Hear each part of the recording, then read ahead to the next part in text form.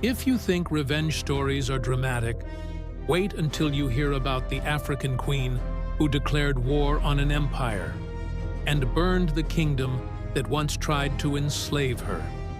Her name was Queen Amina of Zazzau, and she was born into a world ruled by warriors, raiders, and empires hungry for land. At just 16, she was taken captive during a border war, dragged in chains, mocked by soldiers, forced to watch her people suffer. But they didn't know who they had captured. Amina escaped, and when she returned home, she didn't return as a victim. She returned as a storm. She trained with soldiers, mastered the spear, led cavalry charges, and when her mother, Queen Bakwa, died, Amina ascended the throne.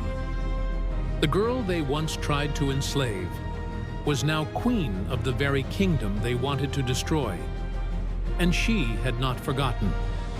Amina launched one of the most aggressive military campaigns in African history. She didn't wait for her enemies to invade. She rode straight into their capitals. City after city fell to her cavalry. Fortress after fortress burned. Then she reached the kingdom that once captured her.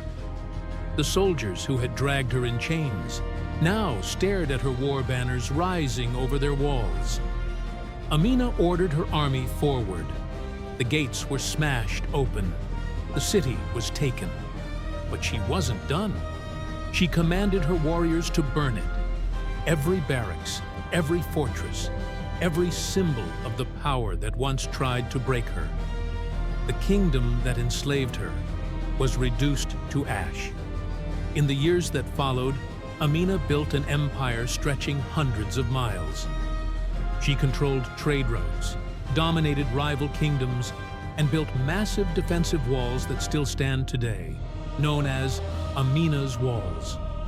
History remembers her as a warrior, a conqueror, a queen carved from fire.